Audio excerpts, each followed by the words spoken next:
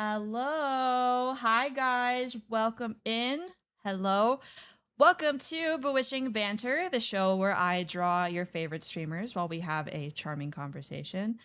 Just a reminder, today my focus is on being a good host and making the art as best as it can be, so I won't be able to respond to chat as much as you guys are used to, obviously.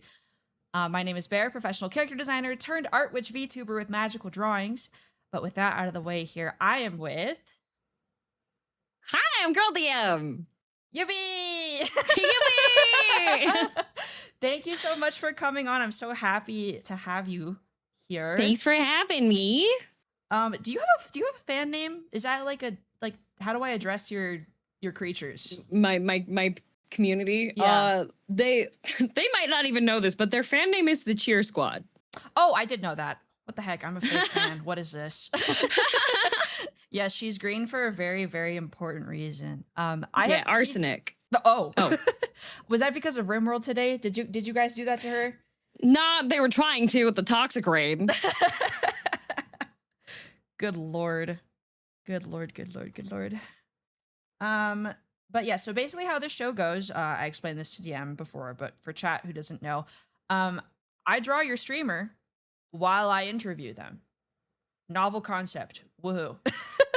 That's me, I'm the streamer. Yippee. I have alerts muted today just so it's not like super distracting. But no, I really, really appreciate all the follows and the subs and everything. Thank you so much. I really, really appreciate it.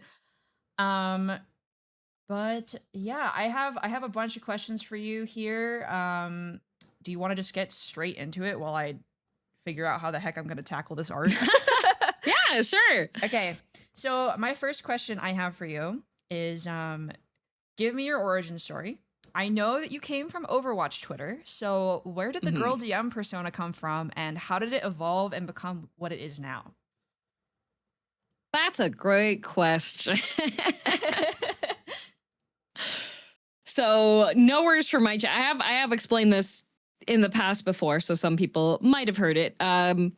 When back in ye old Overwatch days, I was very into Overwatch, and I was in a friend Discord group that had a variety of people in it.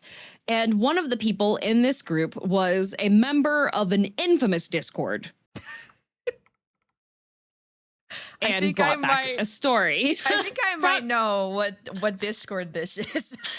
Yeah. There was a, like, nowadays everybody knows about like Valorant, loathsome Valorant e-daters and such, but Overwatch had this very special Discord where it was essentially a matchmaking Discord where you had DPS daddies and their heel sluts. So that was the name of the Discord.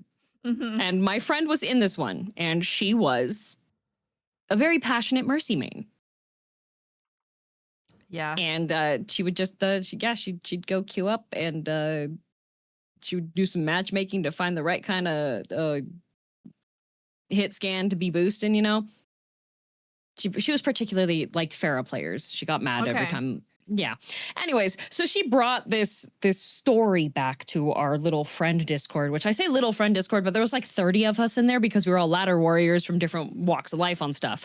So she was telling us about how she was reading through, because she would share screenshots of some of the wild messages that you would see in this Discord. And amongst all of those, one time she's telling us, and she shows us in between all of the very detailed, long descriptions from the DPS daddies being like, I like pina coladas, getting caught in the rain, et cetera, et cetera. In between all these text walls, there's just a message from one guy, and it says, "Girl DM." Well, he was straightforward, I guess. He was straightforward. So we thought this was hilarious. This became a verbal stim. This became a text stim, a voice chat stim. Anytime there was like a period of time that we would join the voice chat and everybody would just say "Girl DM" when they joined the voice chat. Right? So it was really funny. We thought it was really funny. And I'm a little bit of a troll. And gimmick accounts have always been kind of a thing on social media. Yeah, they were really big back then too, because I played a ton of Overwatch 1, and good God. Yeah, Good there were a God. ton. There were a ton of Overwatch gimmick accounts. Like I'm pretty Mhm. sure like Jake's Junkrat. Jake Oh, Rat. Oh my God. Jake Rat, His like rip, you his know, rip you tires in know, my house he's at 3 a.m. Jake Rat. He's got a wheel. He's in my room. Like a whole bunch of stuff like that, right? Mhm. So I made a Twitter account called girl_DM_ because it was too short to have that name on Twitter without the underscores. Mhm. Oh, wait, they have character requirements? I didn't know this. Yeah, there were limits for how short you can make the name. I could have gotten away with it with just one underscore, but I wanted the 2 underscores because I liked how it matched better. Mhm. So I made the Twitter account and I would literally just like spam the flushed face and sweating emojis and reply to various people on Twitter that were in the Overwatch sphere. And it was just like a whole bunch of girl DM with like all lowercase, poor grammar, because it was just going to be like an RP troll account kind of thing, right? Just be like, oh my God, girl DM, right? Mhm. And so in order to not be found out by the people in the Discord server that I got this from, I followed like half of them, and then I followed like almost every single esports Overwatch account Okay. because I was like, I want to keep it a mystery. I want to keep who this is a mystery. And then after a couple months of various trolling, I think I did get blocked by a couple of different accounts. It was really funny. There was a Mhm. journalist who's pretty prolific. She's like written a lot of stuff about toxicity and like pro gaming and stuff. She blocked my account. Oh. She thought I was a bot. I didn't actually, like, I think last year I had a mutual friend be like, that's just like, she's a person, right? That's So we had like a discourse and she unblocked me. But, and so after a couple months of doing my little trolling posting with my emojis and my little flushed face emojis and such, I realized that a lot of people in the esports and Overwatch sphere are horribly depressed. Yes. Yeah, that was like I went to Overwatch League in person. So I was like pretty involved at the time, and I feel like on the surface of like the very like silly interactions that we got, like a lot of people were just like going through it in that community for whatever reason. Yeah, they were going through it. So I was like, you know what? Instead of just being like annoying spamming one, I'm just going to have this just be like a daily positivity. Do you know the copy pasta, the always remember happy day? Yes. So always remember. Always when day is dark, always remember happy day. It's a Toho meme. Mm. And I thought that was absolutely hilarious. And so I was like, you know what? That's gonna be the persona that this Twitter account is. So it's just gonna be persona. That's like Yep. So I'm just gonna be that's a Toho meme. Yeah, the character's Yuka Kazami. That's the one that the little green haired girl with the plaid jacket that she's wearing. That's Yuka Kazami. So I was just like, yep, that's gonna be the mentality I used behind this account. Mm-hmm. So many memes too are Toho, and I feel like we've lost the ancient text. Like I referenced something recently, and chat was like, "What is this song? What is this remixing?" And I was like, "Oh my God, how old am I?" You didn't know? No, not green because of Toho. I didn't actually take my colors from that. Cable, stop getting ahead of the story. Anyways, so yeah, I made this meme Twitter account, and then I was just being really encouraging, and it was during it's really funny, the year that because I made the Twitter account like a year before I started VTubing. Mm-hmm. And it was during the time period when tier 2 Overwatch was getting like 0 support. Oh my God, I remember this. This is actually, I'm so glad that you're talking about like the like times of the community. The ancient text. Because I was there for this, and I don't think my chat really knows this. I was really, really into Overwatch, and like tier 2 Overwatch was like, how do I like put this into words? Like people were like, we don't care. Why would we watch this? We only want to watch like Overwatch League. Like nobody cares about these people, blah, blah, blah, blah, blah. There was no direct pipeline for tier 3 and tier 2 players to get into tier 1. Mm-hmm.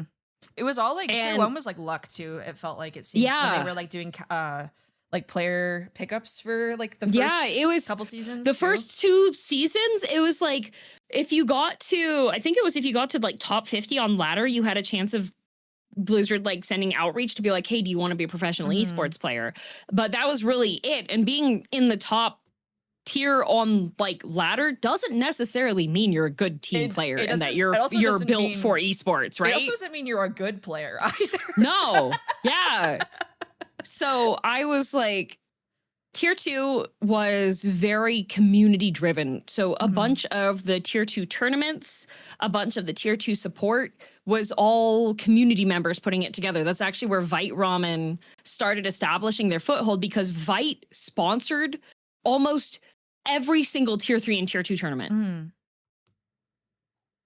And I remember like my first experience with like seeing Vite Ramen stuff was because I was just like, damn, I want to get some of that ramen. They don't ship to Canada. Damn it. Like, because it takes food law stuff, right? And that's where Tim, Vite Ramen Tim, the creator and originator, was because of Collegiate Overwatch. That's why he started that company, because his group was trying to, they would be scrimming and practicing and not have time to eat. So I was like being really supportive of the tier 2 Overwatch scene. I went to Overwatch League. Like I went to Philadelphia for the finals before COVID hit. Like I went to the last in-person finals. Was that the DJ Khaled finals? Or was that before that? I don't remember. It was the one after, I think. DJ Khaled was the year before. That was this one we had the EDM guy. Oh, Zed. Yes. That one made more sense. He made more sense than DJ Khaled, I thought. Yeah. Also, it was the one with Zed. You guys should buy Girl DM's knife from Vite Ramen. Just saying. Yeah. So I went to the collegiate, and it was really funny because I had stickers that were made, and I had said on Twitter that I would be going. And it was really funny because there were people that were excited that Girl DM was going to be there. Yeah. And one of my friends, who is now quite a decorated professional esports player, we were in line because she was part of our group to sit together for the Philly finals. And she was like, guys, did you know that Girl DM is going to be here? You're like a celebrity. Like, this is awesome. Right? Like, this is pre-VTubing. Yeah, this is pre-VTubing, right? Celebrity before VTubing. This is so awesome.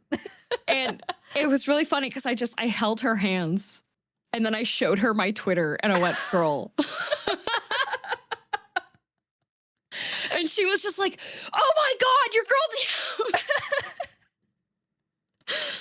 How many followers did you have at this point? Oh, I think I was like 3K. But like at the time though. But at the time it was within the circle of Overwatch League. Yeah. Like Overwatch so that was not League, a very big circle. There wasn't like fan culture back then. Even now there isn't a ton of fan culture like for esports. Yeah. It's become a lot more ingrained. I've noticed a lot of like Valorant like esports becoming kind of like K-pop fan adjacent with like their fan activities, but like Overwatch League was like, you saw like Overwatch League was you shout Dogman's a feeder. That's what you do. Everybody has their shouts that they do, and then you all just like repost JCrat. Like, yeah, you repost JCrat. You talk about like the it's 6 a.m. Like I just got done. You know? I just got done fucking. And you kids are 5 stacks. That's my favorite one. It's so good, dude. Right? Like, it's like it was a smaller community back then. The rain parties, like it was a smaller community, but we had our own small memes that went about and such. Yeah. So I was known within those circles, and the person that was at the Philly meetup, that's Ara Mori, who's okay. Like, yeah, so Ara was the one that was just like, oh my God, you're LDM, right?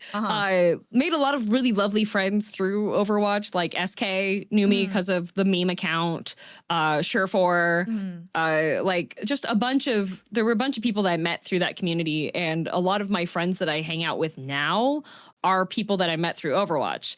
But one of the other people who's in the chat and modded here, disgusting. That's like the one credit I have here. Stinky gamer himself. Stinky gamer Cable. So I met Cable through Overwatch. Yeah. And me and Cable are both irredeemable weebs. Yeah.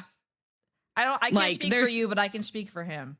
There's no saving us. Like both of us like Camilla, both of us like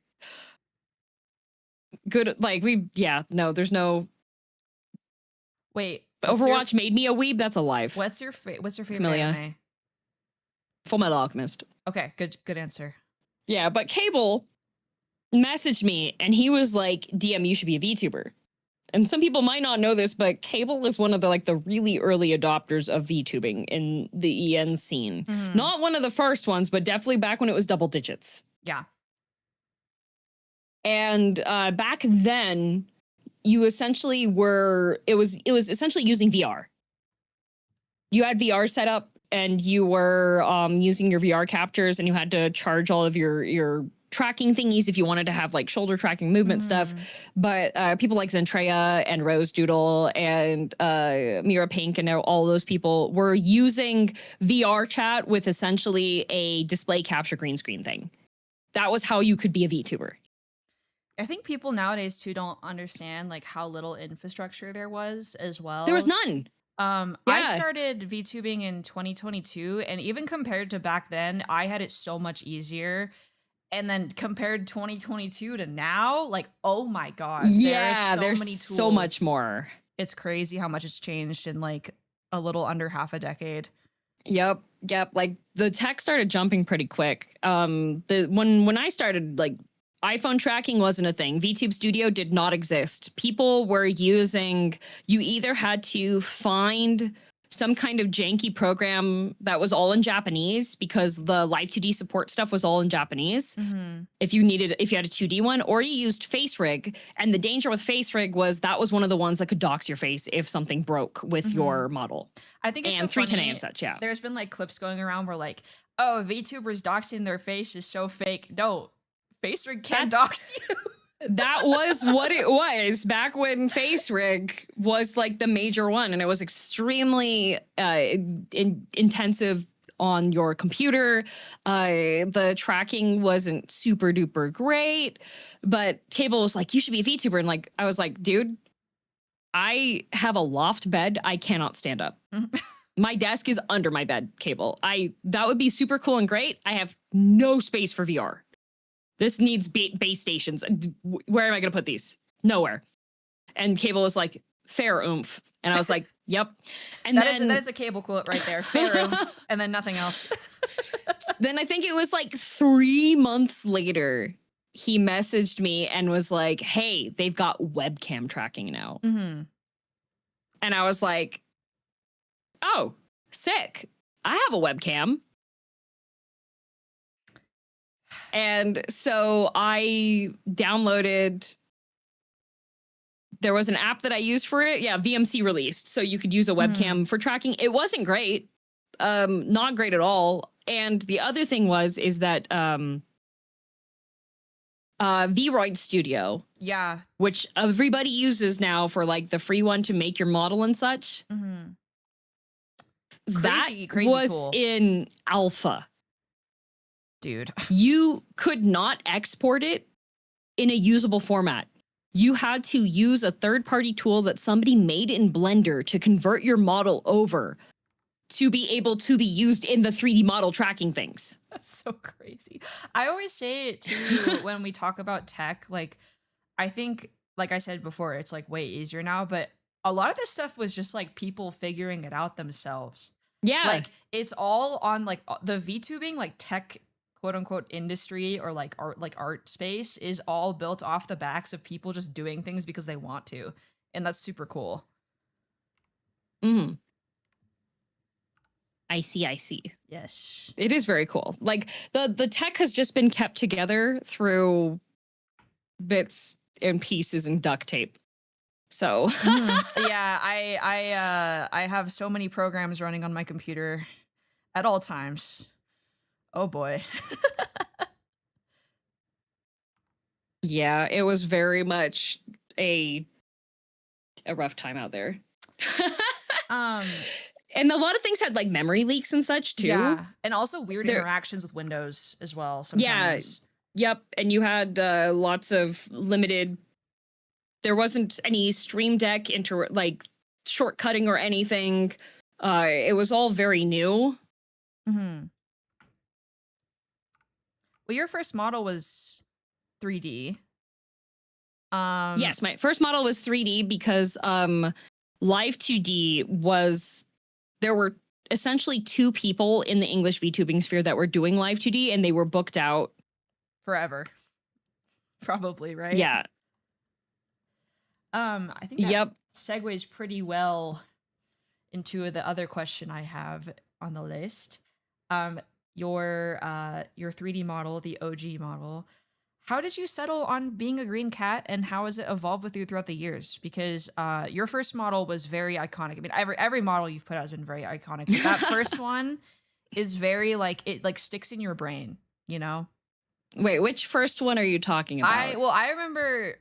So I saw your first model, but I think I could assume that most people have seen like the 3D cat model that like with the Minesweeper clip and like the Mayo shot clip from like way back in like 2020. Yes, so that was my Vroid model. Okay. Yes.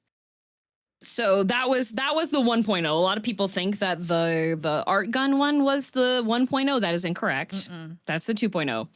The one with the black hoodie and shorts and thigh-high stockings and just plain stuff. That is the cat. The OG. So, the OG, the one with the black hoodie. Yep. I saw the PNG of that one somewhere. Yeah, I had a PNG tuber version that I had made too. But then the color scheme for my model, I was playing around with gradient mapping in Clip Studio.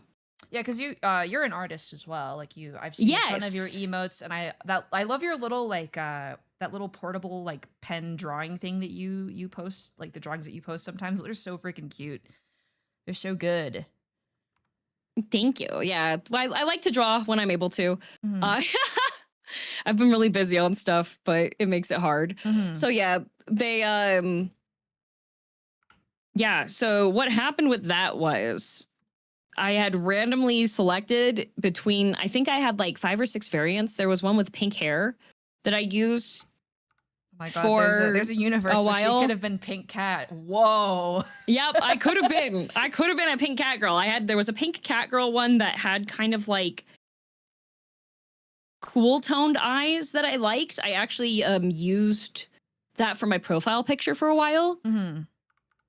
But when I was going through the gradient maps, I really liked how there was one with kind of like aqua tealy green hair and reddish warmish tonish eyes. And I was like, I like that. That's neat. And so that is the only reason why I chose green. I don't even like green that much as a color. That's so real, because I like my color scheme is based off of like primary colors, because whoa, artist, but like my favorite color is pink. So yep. Mine's purple. I like purple the most. And cats. So the reason why I'm a cat girl was also as a afterthought. So what had happened was there was another person that I had seen on Twitter who was VTubing and showed that they had a Vroid model. And I really liked how their model looked. Because back then, the styling for, like, there's a lot of really sick tutorials now for making really cool looking custom Vroid models. But things were way more limited back then on what you could customize and what you could do and what kinds of shortcuts you had and setting up the model. And so I found this person, I don't even remember who the first one was that had it, that I was like, dang, that model looks really cool. But they had listed who did their model, their Vroid 3D model, and I messaged them, and it was just this her name's Rezo Senpai, and she's this, I think she's Russian. So I remember I messaged her at 2 a.m. on Twitter being like, can I commission you for a model? How much is it? And it was $97. Wow. And that was my very first model there. And I actually initially commissioned it without the cat ears And then I was like, actually, human I want to DM. see what she would look like. Yeah, there's a human DM version out there. I was like, actually, I want to see what she looks like with the cat ears. And then I was like, you know what? That's stinking cute. Hell yeah. There's a And universe yeah, where you were Pink Cat and a universe where you were just a lady. That's crazy. Yep. There's a universe where Girl DM was not a cat girl. She was just a girl. I don't think I could imagine you not being a cat girl, honestly. I don't think many people could. I've had people ask me and be like, what would you have been if you were not a cat girl, villainous? And I was like, purple space witch fox. That would be pretty cool, though. That would be pretty cool. Yeah. I'm not biased on the witch aspect or anything, but you know. I think a lot of the times though, like best design choices or like ones that work are kind of on a whim, because every choice I made for this model was also kind of on a whim too. Yeah. And I don't think I don't regret it like at all, honestly. I have some past regrets on stuff, but that was mostly due to my own naivety when it came to like VTubing stuff. So when I started, the VTuber sphere was very much I'm trying to figure out like right words for you. Kayfabe forward. Yes. Yeah. So you were playing as your character. And it very much followed the Japanese idol industry of what VTubing was expected to be. So you were playing your character, you were keeping things like in character, in the moment, in the experience and stuff. And the only like known not safe for work VTuber was Melody. Yes. Everybody else, it was kept pretty safe for work outside of like strong language. And that was how the community was. It was fairly polite. Things weren't really like the fans were less visible with things that were not safe for work. Okay. I know what you're saying, because like, yeah, I think that it was way smaller too, because this was pre Hollow EN, right? Like, yes, I started streaming because they started in October. I started in May. Okay, so yeah, I mean, I think that having a smaller fan culture too, like you can't really like predict how it's gonna morph. You know, exactly, right? Right. So my character, I wanted it to be, my VTuber was the concept behind her that I was doing was having a very like standard happy-go-lucky friendly character type. Right? Genki. So the quintessential Genki anime girl, right? And unfortunately, it as the VTubing sphere like changed and more things came about and I got that high like quality tracking model and everything, the shift in the VTubing culture started to overstep personal boundaries. Yeah, and I also think not only, and obviously you know way more about this than me, but even in the last like year or so, I think with like the advent of like how big IRL streaming has become, it's not just VTubers that have gotten like the culture has shifted. It's like streaming as a whole has gotten a lot more personally invasive, I think. Yes. And people are way more willing to overstep boundaries now than I've ever seen. And I've been like in live streaming spaces like as a viewer kind of on and off for like over 10 years at this point. And I think I've seen the most change in the last like 2 years with fan behavior because of how much bigger it's gotten. Yep. I think like just overall the shift and such, a lot of people that weren't online during COVID, because that's when VTubing stuff started, like it was a springboard. I started VTubing before COVID shut stuff down. Like I started before Hololive EN. There were only a couple of like standard Hololive gens, and really the only VTuber I knew of was Kizuna. Yeah. So it was very much a big shift in how things went. And Yeah, I had some very unpleasant moments that multiple times, and I'm sure Caleb, not Caleb, Cable. New name, rebrand New name, now. your new name is Caleb VTube. And all you watch now is just going to be shoujo romances, okay, Cable? It's me, Caleb, Love, and Deep Space. All disgusting. I'm going to have to peddle you out to the women on the internet, Cable. I mean, he started streaming again. Maybe this is how he takes off. Yeah, maybe. But I don't even know if he can do an impression of Caleb, Love, and Deep Space. I don't think he... I don't want that. Pivoting to full BFE, I support you, Cable. I support you, but I don't want that. Ew. Well, someone will buy it, Bear. Well, give him some extracurricular activities, I guess. Get your bag or whatever. Get your bag, queen. So yeah, when I was continuing on with stuff, because there was also no real roadmap for stuff. Like debuts weren't a thing really when I was streaming. Nowadays, people are like, oh, look at all this hype. You have to have your video for your debut, and you have to have your lore video, and you need to have your layout and blah, blah, blah. We didn't have that back then. Nobody did that. That wasn't a thing. Right? Yeah. Like that wasn't it.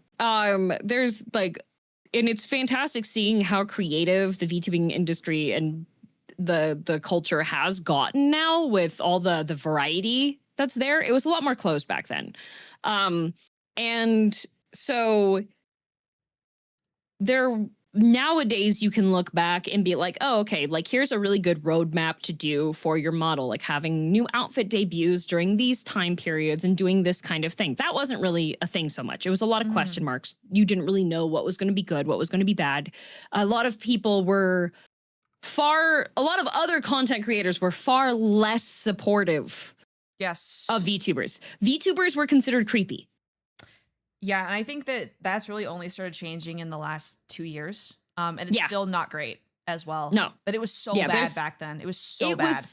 It was extremely bad. People just wouldn't interact with you. Other streamers just wouldn't interact with you if you were a VTuber.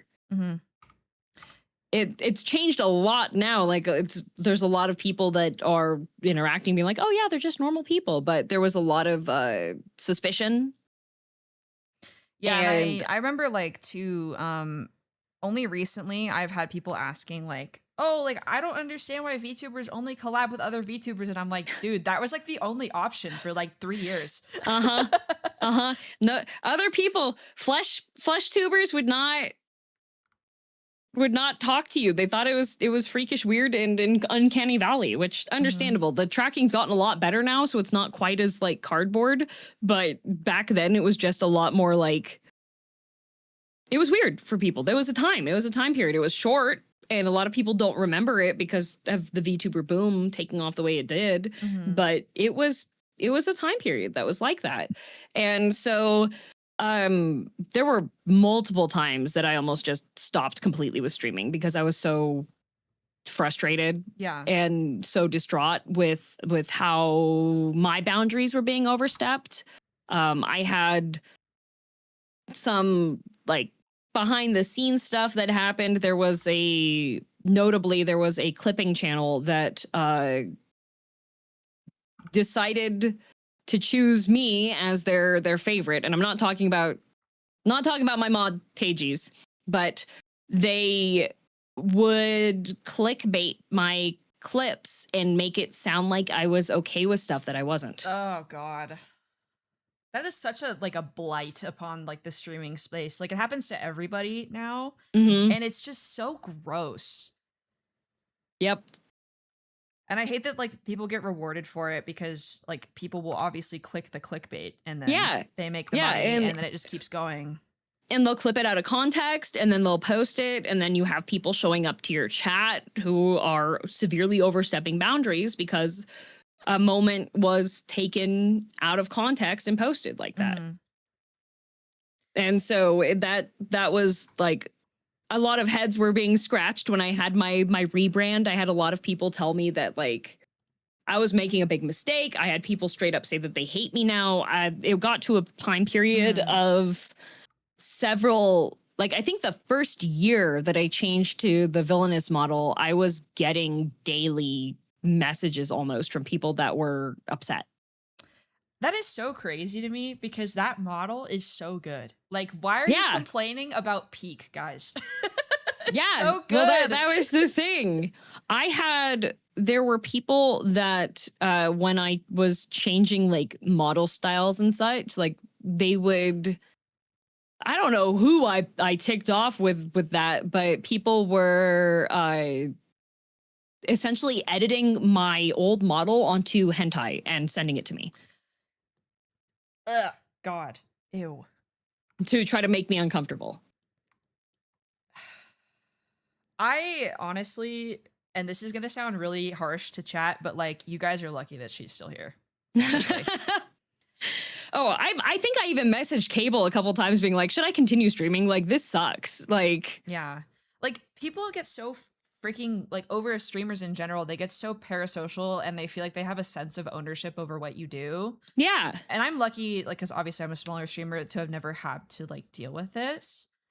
But, like, people, once you get to a certain size, people stop treating you like you're a real person. Yeah. People stop treating you like you're a person. Like, I've had like so much, like I'm very private about when there are things that are going on because there's so much, you see so many petty things happening on Twitter, right? So many things being reposted, and I'm like, I'm not interested in feeding into that. I would rather try to solve things privately. So there's been stuff that I haven't spoken up too much on, but I actually had a friend reach out to me, like I think just about a year ago, because somebody had commissioned an artist to draw full on hentai of one of my previous models. And part of their requirement for the commission was to post it into my public art tags. Dude, genuinely, like, it's so frustrating to hear about stuff like this because, like, you're kind of damned if you do, damned if you don't, I think. Yep. Because if you address it, then it emboldens the weirdos. Yep. But if you don't address it, you can't tell people, hey, I'm not okay with this. So Yeah. it's like you were put into this situation where it's like, what the hell are you supposed to do? Like, you just kind of have to, like, sit there and ignore it, it seems like. And that's really messed up. Yeah, but if it gets put into like my direct art tags, it's just like I'm a PG-13 streamer. I don't curse. I don't do GFE. I don't do anything that's like any kind of calling attention to my own like stuff like that. I have friends that do, and they are super happy and comfortable to get the attention they're getting. Yeah. And I'm just like, these people already exist. Why don't you go over there? Go give them the attention, right? It's like a disrespect thing. Like, I think people like kind of get off on like being an asshole to like people who don't want that sort of attention. It's like it's like a consent thing. It's so they want to make them uncomfortable. Part of what they enjoy is seeing the person be uncomfortable. And so yeah, I had like so many instances of stuff like that happening to the point that I almost stopped like streaming multiple times. I like messaged my friend Nane being like, guys, I don't know, chat, I don't know if I can keep going. Messaged Cable multiple times being like, I don't think I'm going to do that. I don't think I can do this anymore, right? So yeah, one of the clips that got clickbaited and misconstrued was when I was saying, I was like, I know that artists have inspiration to draw. And I will never be the person to tell an artist that you can't do that, this is not okay, et cetera, et cetera. But I will say that if you feel the need to put me as your inspiration for something that you know would be crossing my boundaries, the least you could do is put it somewhere I won't see it. Yeah, like, just don't even post it at that point, you know? Like, I'm not telling you to restrict your artwork or anything. I'm just saying don't put it somewhere for me to see it. Yeah, because unfortunately you can't control people. Like, as much as you say, like, hey, I'm not cool with this, they'll be gross about it. But, like, at least have the decency to, like, not show the person. Yeah. Like, good Lord. Yep. I know artists that specifically that are very passionate about some content creators, and they specifically will block that content creator and not tag any of their works so that they can do their artwork the way that they want to, because they know that that's not like that's something that they want to do, but they know that they don't necessarily want that person to see it. Yeah. And I'm like, you know what? That's that bare minimum, right? I, for one, think we need more villainous light novel cover illustrations with your model, and none of that other stuff. Thank you very much. Please, please draw a DM looking really awesome. Yeah, like I have I think in my Discord I have in the art section of stuff that I'm okay with. And I'm like, yeah, you can draw her being dismembered, you can draw her being stabbed, you can draw her like dying. I love candy gore. Like you can draw all that stuff. Just like make it cool, make it creepy. That's that 10 out of 10. Great. Violence, blood, sure, everywhere. Just this whole subsection category here, please make stuff for the creators that would actually appreciate it. Yeah. Outside of, you know, all of the horrible boundary overstepping stuff, what made you drawn to like the villainous like archetype as like your rebrand? I really like villainous reincarnation romance manhwa. Hell yes. Like specifically the Korean audience ones. Because a lot of the times the villainous characters, when it happens in the story, they're already at the point where they're stuck. Yeah, like dead end job, like I hate my life, like oh my god. No, they get to the villainous world and they're about to get executed. Oh, okay. So like when after they've been isekai'd. See, I'm not that. Yeah, they've been isekai'd. Yeah, so the ones that I tend to enjoy is that they get isekai'd and they realize that they are the villainous character in a plot line where the villainess dies, and they have already gone past the "you're going to get killed" part. Okay. And so they have to figure their way out of it. And a lot of them are very smart about it. They're very cool. They have to, sometimes their hand is pushed. There are things that they have to do that are cruel and dark, and they're trying to navigate their way through staying alive so that they can hopefully get back home again. And I think that those ones are really cool. And so when I was going for the concept wise, I was like, you know what? I would love to have a concept that's just like a villainous, like everything went awry, she's gone insane, and she's just out there being crazy and violent. So if you were gonna, so like let's say did you do a lore video? Am I gonna miss? Yes. Okay. Yeah, I have a lore video. Yeah. Do we know what heinous act you committed to almost be executed? Well, for hers, she hasn't been. Hers was best laid plans awry. She has several. Yeah, she has several instances. Like she's okay. So within the Girl DM multiverse, which was established in the lore video that was when I revealed my magical girl model, is that there's a multiverse of Girl DMs, because that's the easiest way to explain why I should have any type of change in model or concept. It's just a parallel world. It's a parallel world. Right? So magical girl DM is kind of equivalent to Godoka. Okay, got it. Yeah, she does look kind of Godoka-esque, I think. Right? So she is overpowered within her own right.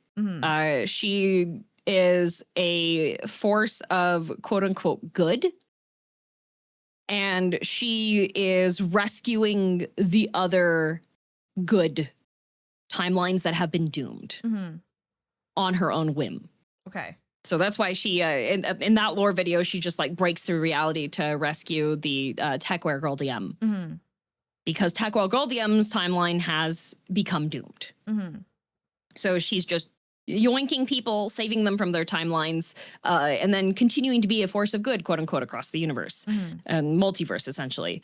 Well, this is going to make people that are curious about lore happy because I don't get to explain lore stuff too much. Yeah.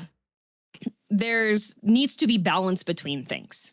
Mm-hmm. So, Magical Girl DM rerouting timelines to fix things or rescue other people causes an imbalance. Okay. And the imbalance of bad things building up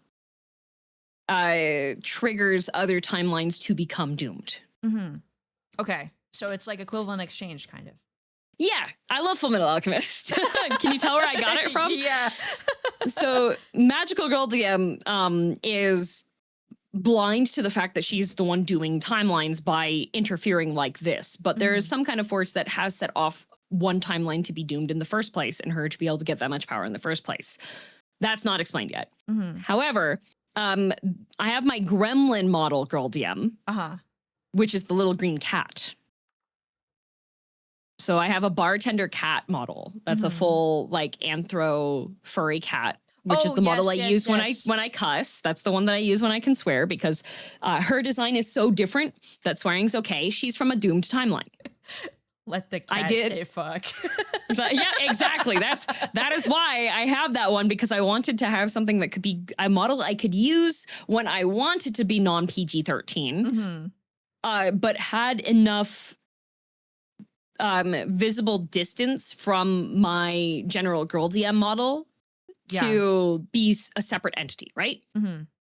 So the Gremlin model is from a Doom timeline. I made a little lore video about this cat that was trying to fit in with everybody in her area, and she paints herself green, and it's permanent because it's arsenic paint, so she's kind of a little bit demented, deranged, and everybody's happy, and then a meteor hits and destroys her entire world. So her timeline is doomed because of the actions of Magical Girl DM. Okay. Oh my gosh. That's where terrible forces of terrible will build up until something catastrophic happens. We need like a visual novel. Catastrophic, get it? Because meow. So the Villainess's timeline is from an even more catastrophic sequence of bad events that happened. And it's essentially like fated events can be turned even worse. So essentially Magical Girl DM, she is a villainess. She's part of royalty. Her family was the royal family and was responsible for fighting off demons, and more of these monsters, these terrible beings keep on coming through, ripping through reality, ripping through portals and killing people. So they summon all of the adventurers possible to help defend the world, defend the kingdom, defend all of these people from these hideous creatures. And young Girl DM, Lady DM, is training in swordsmanship because her magic just doesn't work. And she's wants to be strong at magic, but something prevents her from being able to use magic like everybody else should be able to. And she's a bit, she's bullied a little bit for this, but she's still part of the royal family. And so she still gets respect, and people are very kind and a bit pitiful to her. Well, pitying her. She's a bit pitiful with her inability to use magic. And she really likes the heroes that get summoned from across the realm to come and take out these monsters, right? And one of the heroes is a very powerful witch. And the witch is very kind and dotes upon her. Yeah, your cousin. This witch is very kind and is like, I can teach you how to do magic. Like, magic is accessible to everyone. I think you just don't have really good teachers. And so the young Lady DM runs off and is being trained by this magic user, doesn't realize that as the invasions have become stronger and stronger, the monsters are becoming smarter and smarter. So this magician, this witch, is not a hero, actually. She is one of these invading beings of darkness that's trying to like eliminate everyone, and effectively turns little Lady DM into a bomb. Yeah, we went no contact with her after the family reunion. I'm sorry that she did that to you. It's fine. It's fine. At the last moment, little Lady DM realizes that the flow feels wrong and that it's draining the life of her people from around her, because she goes to the battlefield because she's like, yeah, we're gonna end this once and for all. And she realizes that it's pulling from her family, and she focuses her ire essentially and finally unlocks her magic so that she can redirect this to absorb it's like a bomb that absorbs a whole bunch of energy and then it causes it to explode, right? So she changes her focus so that she can absorb the enemy energy instead. She manages to do this. There's a great flood of energy that goes out, and she turns happily to tell her family and everyone that, like, she was on the battlefield with other warriors and other people that she knew and grew up with, the knights and such, and she turns around to see, and she didn't actually successfully turn the magic. She essentially caused it to be affecting any energy. Oh no. So in her timeline, she has killed everyone. And absorbed their energy. So it was on accident. Like, it wasn't her, like, she didn't want that to happen. Yep. No, she didn't want that to happen. She's a tragic villainess? Oh no. She's a tragic villainess. Well, that's why she went insane. Oh. That's why she's crazy. She's insane. She lives alone in her abandoned castle where her lifespan has been extended by all of this energy and life force that she's absorbed. And she's gone crazy, and she's essentially just trying to find answers. I mean, only a crazy person would become a streamer. This makes sense. Right? Only this kind of insanity. But she's still unintentionally absorbing life energy. Also, Bada, thank you for the raid. Welcome in. Sorry. Bada works with Artgun as well. My goat. Oh, nice. Yes, Hell yeah. Yes. Yeah, so the reason why the Villainess has access to streaming and everything is because in her studies over hundreds of years, she has determined that there is a multiverse and has figured out her own way to rip through reality, and she is hiding, lying in wait, triggering events to hopefully summon various girl DMs because they are the strongest source of energy that she can yoink power from. It's all the cheers, I think. Has to be. Yeah, the cheers keep her up. Does that explain the vacuum hand? That is what's currently going on with the hand, yes. Oh, I included the vacuum hand in the it's the red magic, right? Like I included it as like a visual thing here. Yep, that's what the red magic is on that, is she's passively constantly absorbing energy. Oh. So you're absorbing my energy right now? Uh-oh. Yes. Oh, my back, it hurts. Oh no. You're being slurped right now against your will. Oh no. Oh my gosh. So that's the overall, like, the Villainess's lore. And that's also why I have another model that's like Harajuku style fashion, and that is her incognito. Essentially, she's glamoring herself. Holy gap so that she, so that she can be, she suppresses her energy levels and everything, so she's a little less powerful while she's in that form. But she's using that so that she can get more information and live amongst people and see what her next target should be. Okay. I see. That's awesome, by the way. Did you I assume you worked with somebody, or did you write all that yourself? Like, that's all my own lore. That's awesome. That's all my own writing. Yeah, that's my own concepting stuff. Hey guys, book deal, please. At some point, we need this. We need this for sure. Part of the inspiration for like being undercover and such is from Tokyo Ghoul. Ah, okay. Yeah. That's so cool. Or my original character, Please Do Not Steal. Please do not steal, DeviantArt, OC. That's how it kind of feels sometimes, though, to like be a VTuber. Like, I feel sometimes like I'm just like, hello, I am my own DeviantArt OC. Please watch my streams. Like, it just feels like I fully support any iteration that people have with VTubing. Some people are like, this is my ideal. Some people are like, this is my original character. Some people are like, this is my character story. So like, I like all of those. I like the creativity.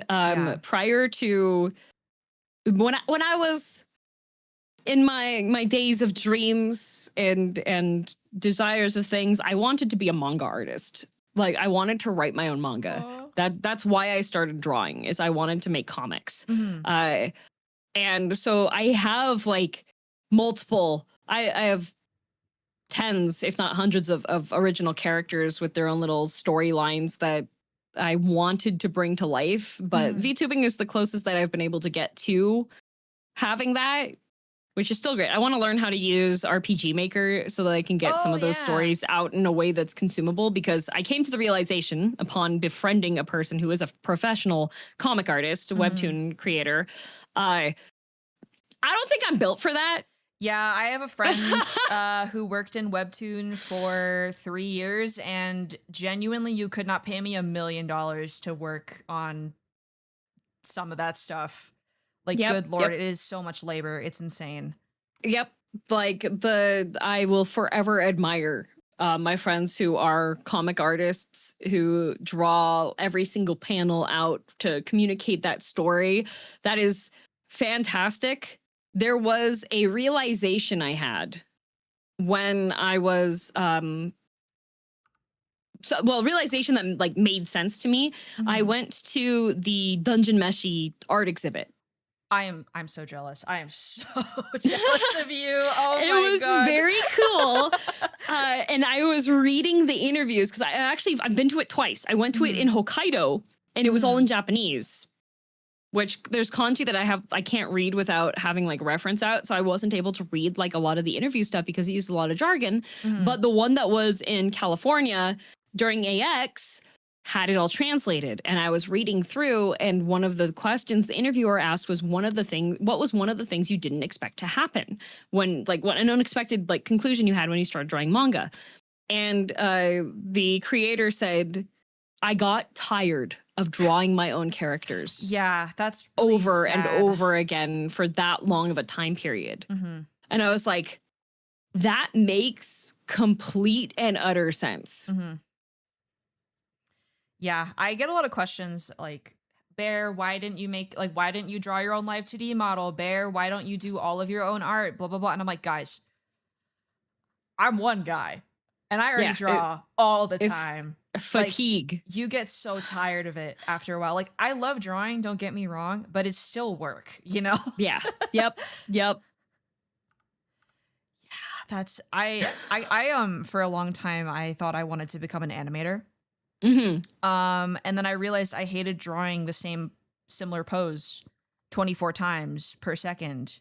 Yep. Just for a tiny movement. And I was like, I think I would rather be a designer. And that's how we got here. Yep. I have some friends that really like doing those individual things, and they get that like their enjoyment comes from doing those moments to cause that motion. But I was like, I'm not built that way. I want to create my characters and concept out and figure out the world that they're in and what their lives are like and such. But for the actual communication of the story, another medium I think is better, which is why I've just been like, someday my chat is going to see the stream and it's just going to be like, I'm learning RPG Maker so that I can make my OC stories, and it will just be like the short RPG Maker games of old, where you finish it in 2 to 3 hours and it just takes you through a story that you play through and has maybe a couple puzzles here and there, and only a couple characters, right? Until I get brave enough to start adding more and more characters in. And all of the protagonists will be office workers. Yeah, let's go. No more high school, no more middle school. Yes.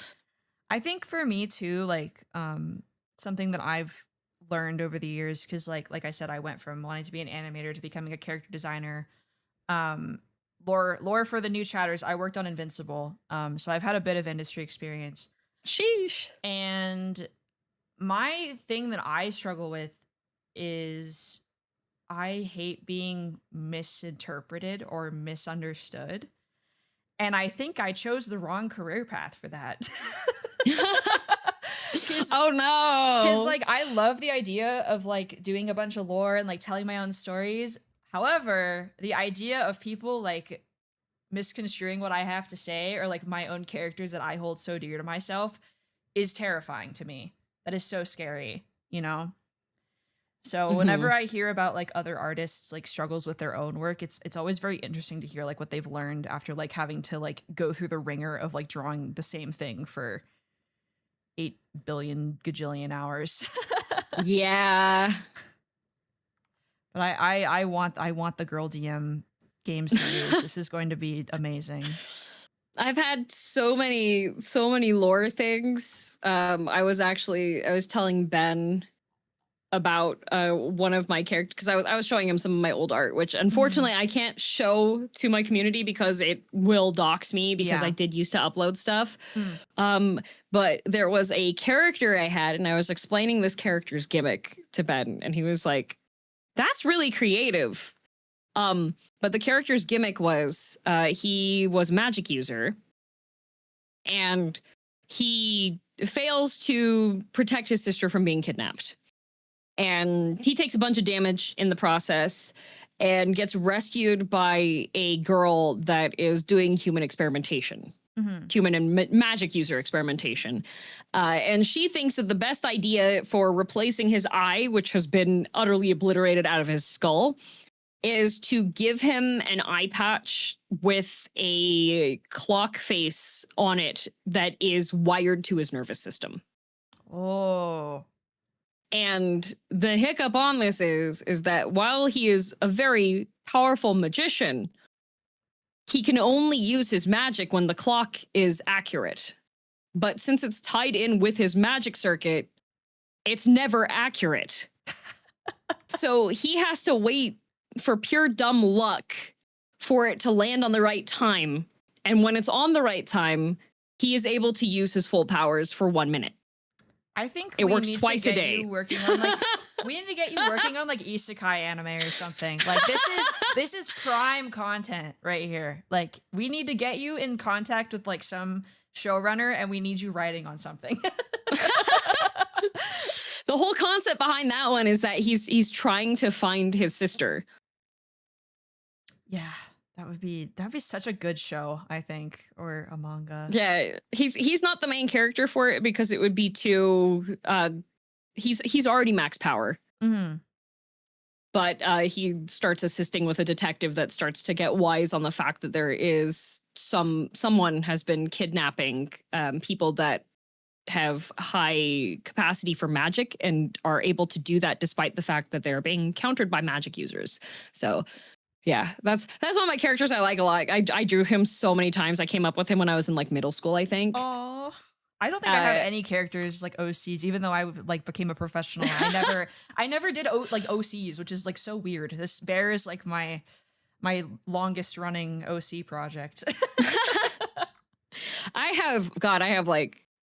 had so many OCs. They had their own little compartmentalized universes that they were in. Oh. Is he scrungly? So part of the reason why he has such a hard time, this OC character, is because due to how this girl was just like, I have a great wild science idea. And she didn't ask him on this and everything. Essentially, his time, when the time is not correct, his time is reset to how he was when the kidnapping happened. Oh. And his sister was kidnapped when he was 16. Oh, so he's like perpetually 16, like in his He's brain. he's vampire stuck as a 16-year-old. Okay. But when the time is correct and he's able to use his abilities for 1 minute, twice a day, he is able to revert and be caught up to his actual age and time. which is Dude. 25. So it's Why like middle school you was cooking? I was making like I was like, oh yeah, and I make this anime boy and he has wings and he has a girlfriend who's an angel named Sakura Tenchi something, and they're gonna kiss and it's gonna be an amazing story. And you're like actually cooking up like real real interesting plot I'm points. having these like these complicated plot points. I had another character that was a character I invented in 4th grade that I still have. Mm. And this character is also a 4th grader. And she is a professional assassin Oh boy. who targets predators of children. Oh. That would, that story would go well nowadays. I feel like everybody's making a story with a character like that, honestly. Yep. She pretty much investigates and susses out stuff. Her family got killed off. She got shaped to be a killer, and she is insane. I like making characters that have sanity issues, but essentially she is a person killing Machine missile that gets directed towards. Essentially, a cop tries to adopt her, and it's one of those cops that's trying to be a good cop, but can't get past the systems that exist and the corruption. And so this cop is trying to take care of this little girl, and this little girl will just like bring your kid to work day, and the cop is like, okay, just stay in the office, I gotta go and do stuff. And the kid goes and investigates and goes through the stuff and is like, oh, okay, this person's a bad person, and then she goes and kills them at night.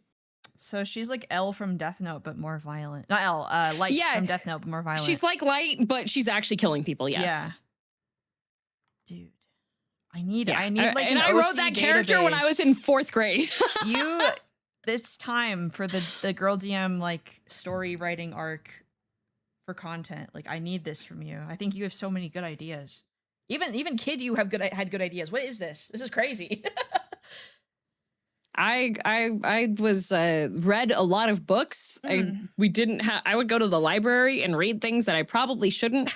And Dad DM exposed me to comics that I probably shouldn't have been reading. Oh my gosh. I was telling my chat there was a illustrated comic book version of the Isle of Dr. Moreau that I read when I was like in 3rd grade. Oh boy. And I should not have been reading that. That was not safe for children. Despite the fact it was in an illustrated comic book form and had cat people. Yeah. That's not for people, actually. That's not kids. That's for people to be reading. You should have a developed prefrontal cortex when you read that one. Yeah. I have a question in this vein, but I have to pee because I'm an idiot. Yeah. And I drank too much water. So I'm gonna leave you with the chat really quick. I'm gonna go speed run this. Okay. Be right back. I'm so sorry. Have fun. Thank you. I'll try not to drown.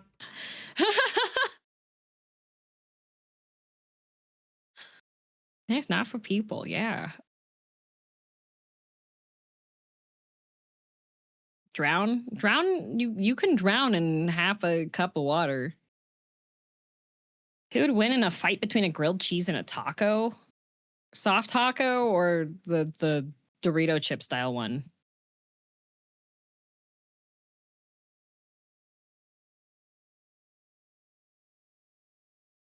Hard shell. What constitutes as winning?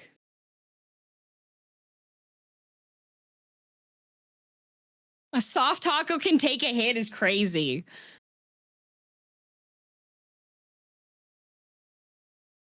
I feel like a soft taco would win. If it's not one of those little handheld ones. Because I'm pretty sure if the taco just wraps the grilled cheese, it's now a grilled cheese taco. So the taco won.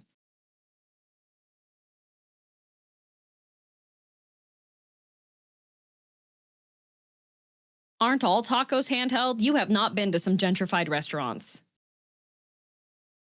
Going to Taco Bell to get a soft taco, see how hard I can punch it before it explodes. Okay, Cable, thanks. Bring me one too.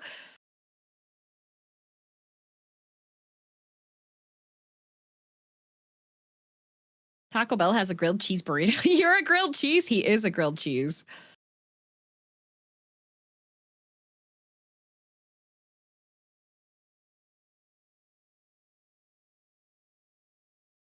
One potato taco coming up. Nice.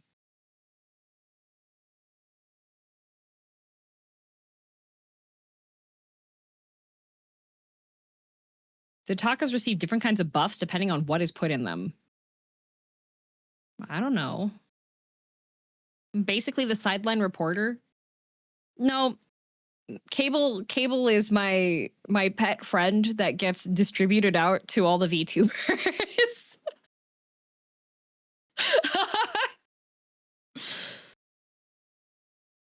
Because you know what? He started off being my mod, and now he's modding here, and I know he mods in other VTuber channels too.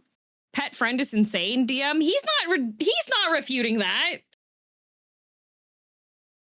Cable is an OC. He is. I mod for so many VTubers. You do. And you have a job. Okay. Hi, hello. I'm so sorry. Hello. I was a dumb idiot and didn't drink any coffee this morning. Oh no, no coffee. And like I was like an hour before the collab, and I was like, I'm so tired. I should drink a full Gamer Sups cup of Gamer Sups.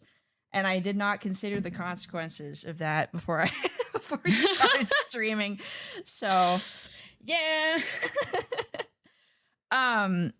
Chat, I hope you behaved. I hope you were good. They were asking me interesting questions. Oh, like good interesting or obtuse. Do you have questions? I have a question about Dad DM. I know I like I didn't write this one down for you, but because this just like kind of came up because of what you said. What were like the most formative like media like properties or like books or comics or whatever? Because you said you read a lot as a kid, right? So like, do you have like a favorite book series or what as a kid like sparked your love for like probably anime, manga, etc.? What sparked my love for it was my dad had a like the thick volume bound multiple books bound ones of a series that is called Usagi Yojimbo. Oh my god, I have wait. That is by hold on. Stan Sakai. Yes. Okay, this is a very weird fact about me. I used to work at a comic book gallery very briefly, and I framed some of the art from that. Nice. Yes. Nice. We had an exhibition forever ago. Nice. Yeah, my dad has been a fan of his work for a very long time, as evidenced by the fact that he had these published, like the compilation of the comics, and he let me read them when I was 5 years old. Oh, wow. And for those, yeah, it's not for 5-year-olds. It's not for 5-year-olds. There is suicide in that book. Multiple suicides. A lot of suicides happen. There's decapitation that happens in that book. There are people that get blinded in that book. There are women who get taken advantage of in that book and then kill the people that took advantage of them. So, yeah, I'm like 5 years old reading this. Dad and is Usagi, like, yeah, whatever, go for it. He's like, yeah, look, it's got bunny rabbits, right? Like, Dad DM was like, no, she'll filter it through. I read stuff like this. I turned out fine. She'll be fine, right? So, Dad DM let me read this. And Usagi Yojimbo, for those of you that don't know, is following, it's a bunch of anthropomorphized characters. So there's rabbits, there's bats. The bats are usually the ninja, which is very fun. There's bird people, there's pigs, there's all sorts of things like that. And it is essentially the following a rabbit named Usagi, which means rabbit in Japanese. Yeah. Rabbit. And his shogun, his master, dies on the field of battle. And he is too much of a coward to kill himself to follow his lord. So he becomes a Yojimbo. He is a wandering Ronin. He's a wandering masterless samurai that is hired to be a bodyguard for people. That is such an interesting influence. I would have never expected this. So like when I was starting to get into learning about Japanese culture and such, so Usagi Yojimbo has a lot of Japanese history and folklore and story stuff that's not it's outside of anime and manga. Mm-hmm. And so I got really interested in like temples and Japanese history and tradition and like the tea ceremony and such, because these are all things that were depicted in this comic book series that I was reading. And then that naturally flowed into me becoming a super massive weeb. I feel like if you became interested in anime before like 2012, there has to be some random like specific moment that makes you interested in like Japanese media. Like that isn't anime related, you know what I mean? And like this is yours. This is so yeah, cool. it was so it was cool. my Usagi Yojimbo is where I got it started on stuff. I was more interested in Japanese history and culture before the weeb stuff started, and then the weeb stuff started, and I was like, oh, this is great. Mhm. I Bankai. So like Data Bio, believe Dante it. by this is my ninja way. Oh, I'm gonna be able to clap and do. And then I also was super into Digimon as well. So like that, those were my Digital Plus Ultra. Kachan. So like I got very interested in that stuff. And then another thing was when I was in middle school, like Dad DM made so many interesting choices about the media that he exposed me to. When I was in middle school, for Christmas one year, he gave me the Akira DVD. Oh, that was my Christmas present. And I was like, I remember turning it over. I remember it being Christmas time because I recognized the stuff on it because I had access to the internet. So I was like, I did look up stuff about manga, like older manga and anime and such. I knew about Tezuka and everything. And I flipped it over and I was like, Dad, this says it's rated R. And he was like, yeah, we can watch it together. That movie, if I watched it when I was a teenager, it is kind of traumatizing. It's incredible, but it's traumatizing. It's extremely traumatizing. Like 7th grade? 7th grade? Dad, really? We can watch it together. That's fine. No, it wasn't. Well, at least he put you on peak early. At least you can say that, you know? He was like, he's like, God, by golly, I'm going to make sure that you are going to be exposed to the good animes. Yeah, the good anime, not the, none of this Naruto or... None of this Naruto stuff. When I was in 7th grade, I was like I would say I'm like the last generation of kids who liked anime before it was socially acceptable. And if you remember back in the day, this was like when Crunchyroll was still like a pirating website. Like there wasn't a lot of like ratings that were like publicly available for parents to look at when it came to like anime and manga. They were like kind of vague on the back of like manga volumes. That's kind of it. I have a memory of my mom and I watching Angel Beats on Apple TV because for whatever reason they had Angel Beats on there. And like that anime is like not inappropriate for a 7th grader too much. I never watched Angel Beats, but I had a friend that was super into it. And I was just like, what's it about? And they were just like, it'll make you cry. It's great. I'm a hater. I don't like it. I was told the concept of it and I was like, you know what? I don't think I like this very much, actually. Like, I have no interest in watching this one. I've never gone back and watched it. Guys, get ready for your obligatory visual novel mention.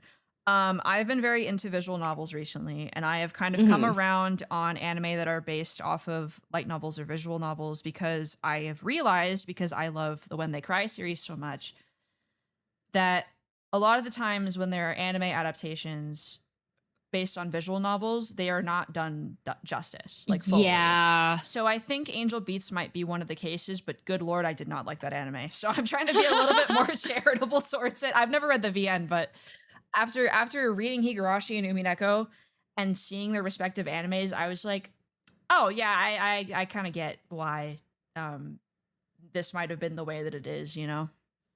So, yeah.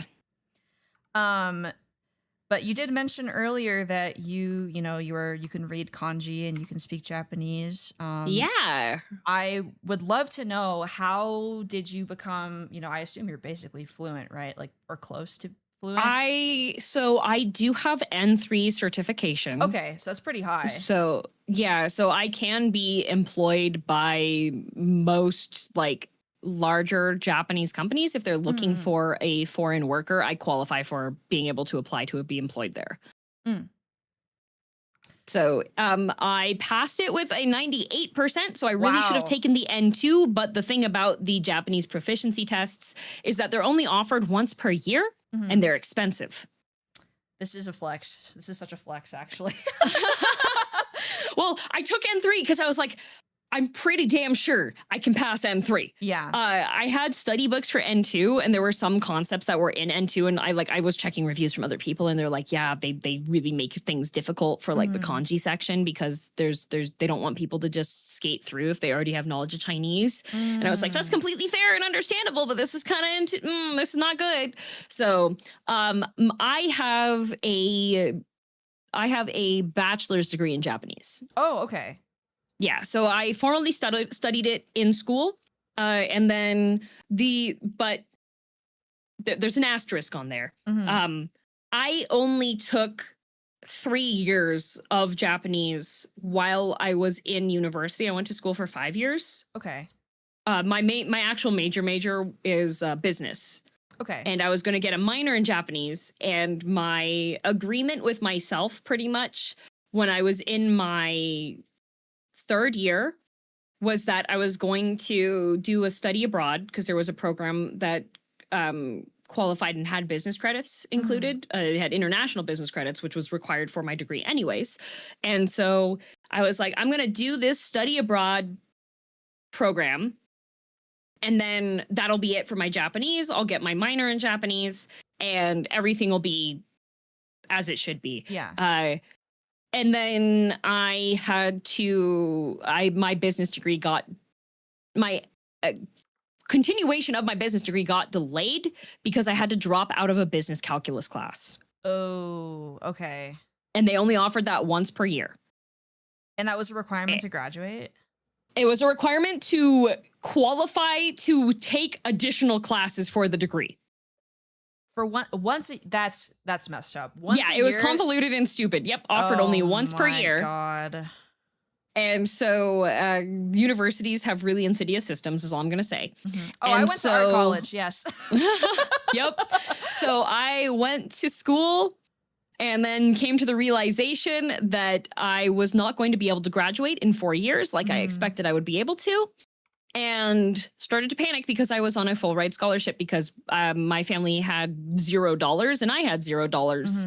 I worked multiple jobs constantly through going to school and doing a bunch of other stuff. And so I was in big panic. And so I wrote a letter, a handwritten letter that I mailed to the group that gave me my scholarship. And in my letter, I said, please give me 1 more year of college funding. I can get 2 degrees. If you do that, I can get 2 4-year degrees in 5 years. If you guys can do that, please. And they so kindly agreed to to cover me for 80% of my 5th year. That's so lucky. Wow. But that's Yeah, like, that's like an I was exact just like, oh, thank God. example of like, I was talking to my chat about like asking for help or like making it known that you need help.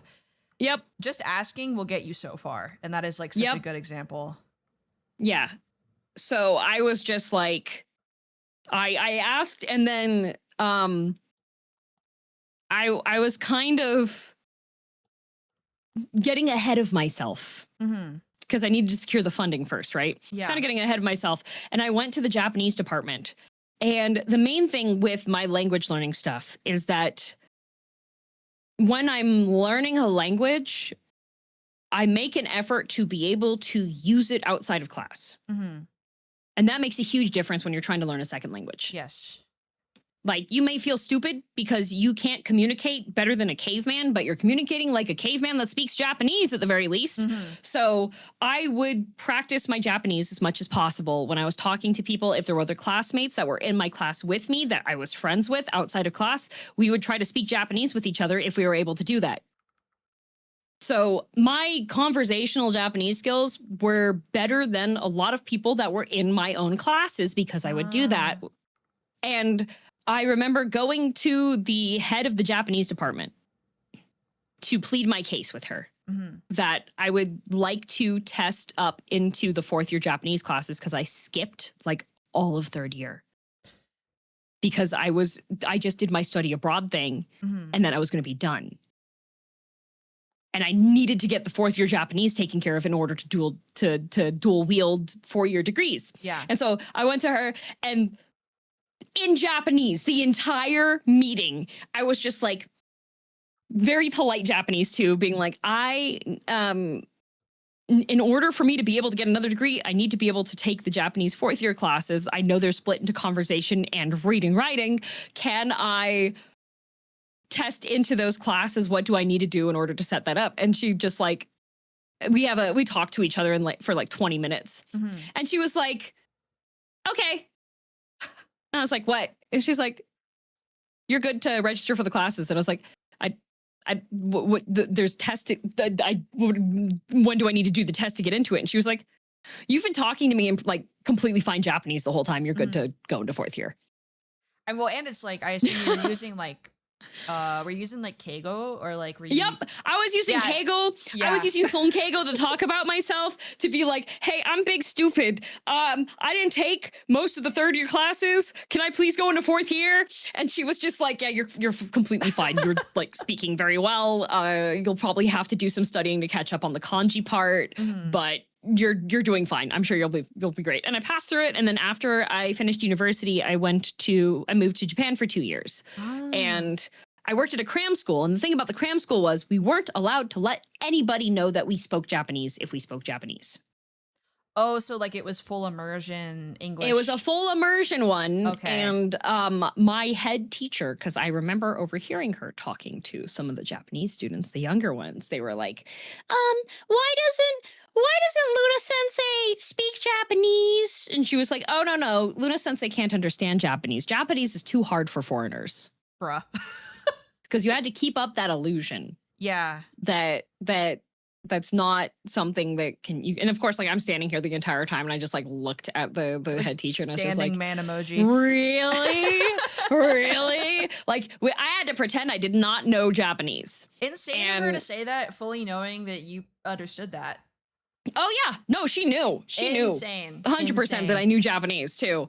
But on the weekends I would go out and there was a place I discovered like the first 2 weeks I was in Japan. I lived a short train ride out from Nagoya. Okay. And Nagoya has a covered shopping district that's really, really cool and old and grungy and kind of gross in some spots. And it's called Osakanon. And Osakanon, in one of the grungy shopping area streets, there was a manga cafe, a manga kisa. And it was an old-fashioned one, not one of the chains that you can see around Tokyo and see around other places. It was like a little family-run one. And it looked really creepy. And the staircase was super narrow and tiny and had no light over it and had a whole bunch of handwritten signs that I could not read because I cannot read fancy calligraphic kanji written by hand, right? But I was there with a friend of mine and we went upstairs and went in, and it turned out it was not a standard manga cafe. It was a manga artist cafe. That's so cool. What the heck? So it was a whole bunch of tables laid out. There were bookshelves with really old manga and reference books and art books and other things. But there were like 8 tables laid out that had lamps and pens and ink and paper. And there were markers that you could grab, and the walls were all decorated with autographed shikishi boards that were addressed to the shop owner. Wow. From a whole bunch of famous manga artists. That's amazing.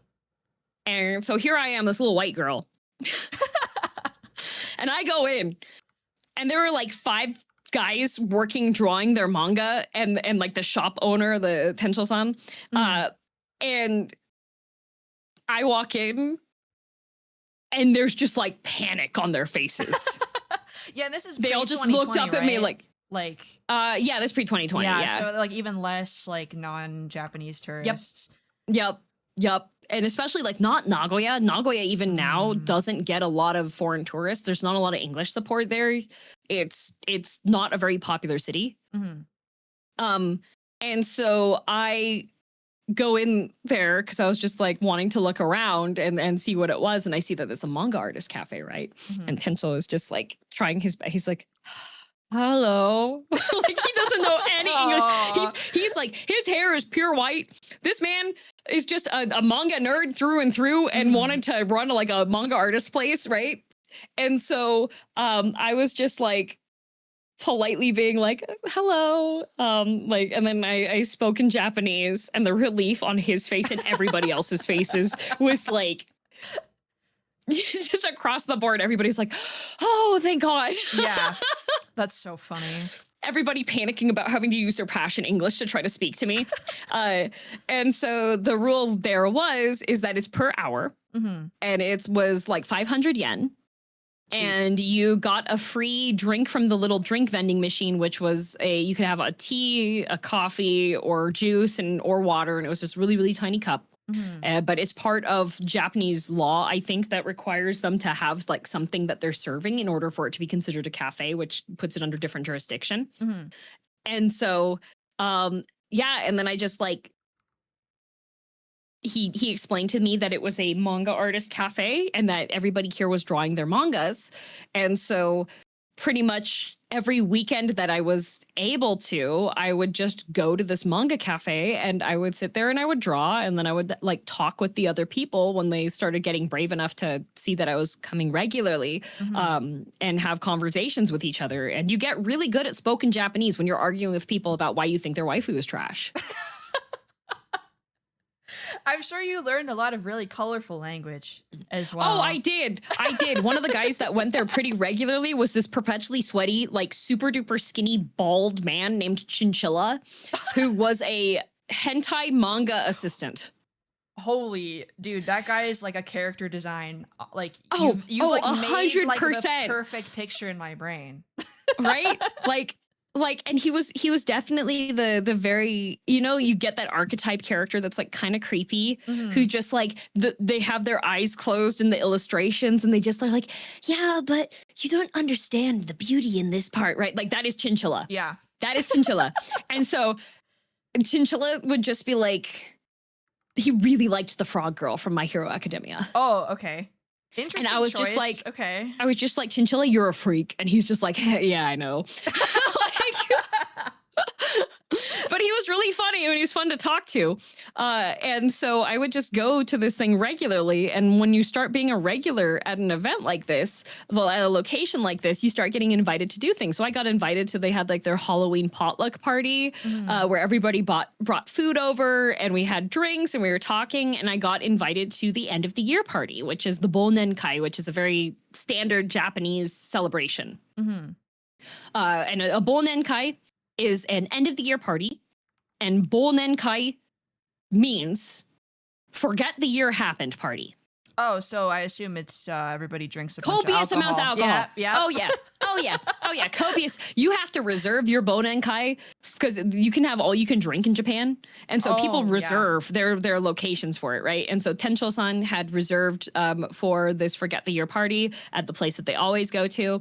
And so I was just like, hell yeah, I'm gonna go to the Bonnenkai. I got invited. I'm gonna go with my manga drawing buddy pal friends, and we're gonna go and drink till we can't. And so I go to the Bonnenkai place. It's a place I've never been to. We met up at the actual manga cafe first so that we could all like walk together, which was very kind of them in retrospect, because they were like, oh, I don't think that the foreigner girl knows how to get here. Yeah. And I was like, hi guys, yay. So we all walked together. And we're like a couple drinks in. It's a very like packed, tiny bar. This is their standard location that they've been going to for the 20 years that this place has been in existence. And I'm having drinks and I'm talking to this older Japanese guy that I haven't seen at the manga cafe before, but all the other people seem to know him. And we are neck deep in a discussion about the differences in comic book culture in Japan and in North America, and why superhero comics are such a thing in North America. This is a conversation I've literally had before. So right? funny. Like all in Japanese. And we're just like passionately going back and forth. And he's like asking my thoughts on like specific things. And like, he's like, well, what do you think about like the superhero comics that are coming out of Japan? Blah, blah, blah, blah. Like back and forth, back and forth, back and forth. And then Tencho comes over, extremely drunk. And he's like, oh, Luna, you've met Sensei. Okay. And I'm like, what? Because in Japanese, sensei means like teacher. Yeah. But sensei also is a term for somebody that is higher level, higher rank than you. And Tencho is an old man. Yeah. And he's calling this guy who is younger than him by a handful of years sensei. And he never calls people sensei. He calls like people like Chan. He calls like all these other people that are working on their comics and stuff. He would introduce me and he's like, this is such and such Chan, to a guy. He's like, this is Chinchira Chan. I'm like, why are you calling Chinchira a Chan? He's not a Chan. He's the freak, right? And so I was like, what? And he's like, yeah, oh, Sensei, you've met. And Sensei is like, oh, and then the guy's like, oh yeah, we just got to talking. I never introduced myself. Nice to meet you. I'm Ando Sensei. Okay. Introducing and I was like, himself as sensei. He didn't introduce himself as sensei, but he's like, this is Ando Sensei. And so it turns out he is the creator of one of the breakout comedy hentai ecchi genre manga. Which has several live action movie adaptations. So I'm sitting there. That's so crazy. Like 2 hours back and forth with the creator of Hentai Kamen. Oh my God. I would pee my pants, I think. I would pee my pants on the spot. That is so crazy. Yep. The Hentai Kamen is, for those of you that don't know, it is a comedy. It's an ecchi comedy series about I think he's a high schooler who becomes a superhero when he wears a girl's panties on his face. So good. Yep. And anytime you've seen those like Japan is super weird types of like compilation video things, they usually show the Hentai Kamen movie poster. That's so awesome. It's cool that he was just like asking you questions though. Like, yeah, no, Ando Sensei was super chill. Yeah, he was so cool. Very like down to earth, just based on what you said, pretty much. yeah. When I was having my goodbye party, because when I was done with my working in Japan, I had my goodbye party at the school that I was the cram school I was working at, which was mid-tier. I was forced to take care of a bunch of the small kid students instead of actually talking to the adult students that I'd built friendships with. The Comic Artist Cafe also had a goodbye party for me. Dude, this could be like a slice of life manga. This is crazy. Right? And Ando Sensei brought me, it's one of my treasured items that I can never show on stream because it doxes me fully and completely. He made me a full color American comic book cover style illustration of me and Hentai Kamen working together to save Nagoya. That's so cool. That's so nice. What the heck? That's such a nice gift. Right? Oh it's my super God. cool. I remember it was really funny because Chinchilla had drawn me this really nice like chibi illustration and he would presented it to me and he was really proud. And then Ando Sensei comes out of nowhere with a bag with like tissues in it and also food for the goodbye party. And he's like, I brought you something. And Chinchilla was like, God damn it. Have you spoken to them since you came back or?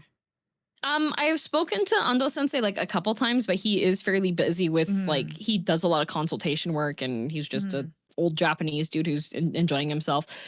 Chinchilla, not so much. Like I lost some contact with people just because of various like communication app swapping between. I lost Yeah. my old Line account. No. Aw. So like some of them I haven't been able to communicate with, and some of them have moved and such. So That's such a nice story though. That's really, really cool. yeah, it was very like I'm so grateful for the fact that I was able to find that cafe, because that was where I spent like a bunch of my time being able to talk to people, and like I drew my own little illustrations and comics while I was there and got to practice my Japanese. I drew 4 comics like while I was there. I was drawing them about like living in Japan, which of course I can't share them because they're very doxing. Yeah. And they actually had you could bring your manuscripts in and have them be reviewed by professionals that just volunteered their time. That's so I actually cool. had my 4 reviewed by the person that did the Ace Attorney gag manga. Wow. That cafe sounds amazing. It was so cool. That's like such a nice little community of artists and like people who enjoy like anime and manga. That's so amazing. I love places like that because I feel like it's so hard to find like in-person community that is obviously so passionate. And it seems like even with VTubing, like you stumbled into things that are like so incredible because you're just like you're like active in the things that you like. And I think that's really cool. Well, the main thing for like finding communities and such is a lot of the time is you need to show up. I agree. Like that could have been a one and done. Like it was very intimidating. I have anxiety. Like I was pretty freaked out going there, but at the same time I was like, this is a really nice spot that has like all the art supplies that I need for drawing. And my tiny, horrible little apartment that I had in Japan, I hated. It was like super duper narrow, super small. I had no space for any in a tiny drawing. Apartment in Japan for $400 a month. Yeah, that was pretty much what it was. That was it. I had 2 burners, and I was lucky that I had 2 burners because most of them only had 1. Like when I had a cutting board that fit over my tiny sink so that I could actually have space to prep stuff because there was no space to actually like chop vegetables in the little kitchenette section. Teeny tiny apartment, itty bitty, no space for drawing. I couldn't like buy art supplies at all. I had my sketchbook, but that was really it.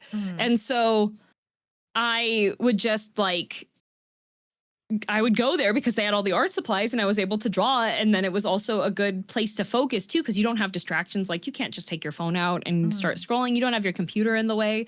And so I would just like start working on stuff and draw. And it was just, it was really nice. And if you continue to show up at places, sometimes it takes a bit. Like it took some people a bit to get brave to speak to me, knowing that I wasn't like, I can speak conversationally, but I'm not fluent. There's definitely terminology I don't know.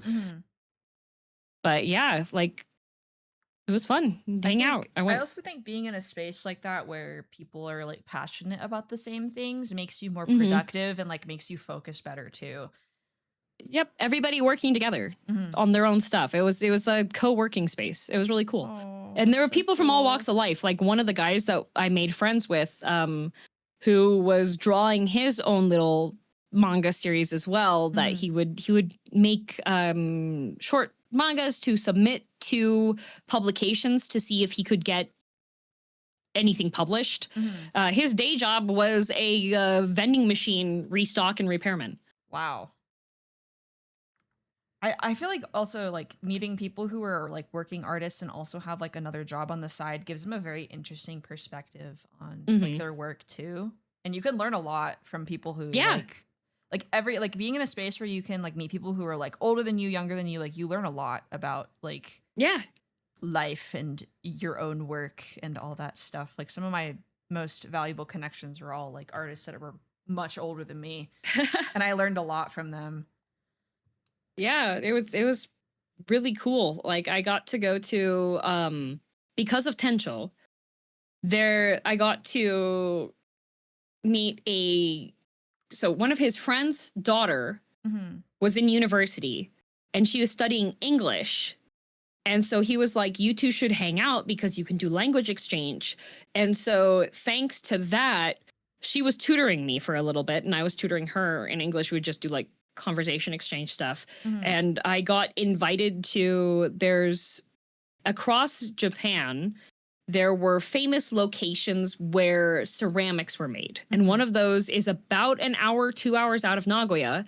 And it is where one of the famous historic kilns is. And I think Seto, I think, is the kiln there. That's so cool. But there's a specific type of ceramic ware that was made in that area because that's one of the historical major kilns. And every year they have a ceramics festival. So I actually got invited by her to come visit her house because she was out in Seto, but her university was in Nagoya that she would go to. And so I went out to Seto and I got to go to the pottery festival. I still have some of the cups and stuff that I bought there. And that was like a connection that happened just because like Tencho was like, oh, hey, you should go do this, right? God, I wish like the US has like tons of like festivals and stuff, but like 1,000-year-old ceramics techniques are not something we have here. I always love hearing about that stuff. It's so cool. Yeah. So, because obviously we just had a conversation about like manga and we were talking about your design changes earlier. Yes. You've been a full-time VTuber for how many years now? Like 4? I think I'm on my 5th year full-time now. Yeah, I'm at the start of the 5th year. Okay, so what exactly? Or has it been 5 years? I don't know. Wait. No, it's been 5. It's been 5. Yeah, because I started full-time in 2021. That's crazy. I'm mixing two questions together. So, how did you what like pushed you to make that happen? Because obviously you went to college and got a business degree and Japanese and like, business classes. Cause like, yeah, which is very coincidentally kind of the perfect degree combination to be a VTuber, to be honest. Right. Right. And is there anything like that you would like to achieve as a content creator, like in the future? Because obviously you've done so much in the last like 5 years. Well, what pushed me to go full time? So it was like during like COVID times when things were happening. And I was working at a marketing agency. And I really liked my coworkers at the marketing agency, but it was one of those types of places where the boss man says, we're all family here. And I was very stressed out and overworked. When I had started the job, I had been promised upward momentum, and that never happened. I kept having more and more responsibilities handed to me, and it was not something that I was getting to the point that I was already ready to quit my job. And VTubing was a good distraction that I had. I would VTube. I would stream as a VTuber 3 times a week. It was Wednesday nights, Friday nights, and then Saturday I could start earlier. So Wednesday nights with 3 hours, Friday nights for 3 hours, Saturdays I could do 6. And so I did that for about a year and a half. And it got to the point about a year and a month or so in, I was looking at the earnings that I had on Twitch, and I realized that I was making the same as my day job. Oh, so you were like really responsible about this. I was super responsible. I was so I had no debts. I was renting from my parents. And I pretty much sat down after dinner with mom and dad DM because I was renting from them, and I was like, hey, I want to do something that might be stupid. And I was like, I'm making the same amount I am with my regular desk job, and my desk job is not going to give me a promotion. So if this is just a fluke, because it was during summertime where like usually things are inflated a little bit for earnings and such. So I was like, if this number goes down, then not good, but also I don't have any debt right now. I'm renting from my parents, et cetera, et cetera. Mom and dad DM looked at me and they're like, yeah, sure. Like, do it. Like, if it makes you happy, do the streaming. if it ends up not working out, you don't have to pay rent until you can get a job again. That's so nice. So I was like, okay, Wow. cool. So I did that and it worked out. That's so nice. Your parents were so supportive, though. Yeah, my parents have always been extremely supportive. They knew like right from the start when I was streaming, the walls were too thin in the house for them to not know that I was streaming. Yeah, my parents complain every week. They my dad's like, are you yelling or are you talking? And I'm like, Dad, come on, man. Yep. No, there were a couple times when I was streaming that I was like just talking normal volume, but Dad goes to bed at like 8 p.m. and he would just knock on my door and just growl. And I'd just be like, sorry, Dad. And I'd be like, sorry, guys, I have to talk this loud now. Right. But my parents have always been really supportive on stuff. Like when I got into cosplay, my mom would wear the wig so that I could cut it. Oh. And she would help me with like pinning the clothing and holding stuff.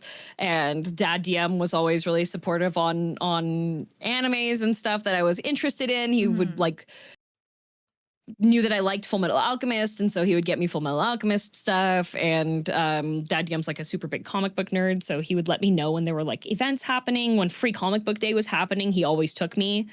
There was a time period when I was really into roller skating, and so they were just like really supportive on that.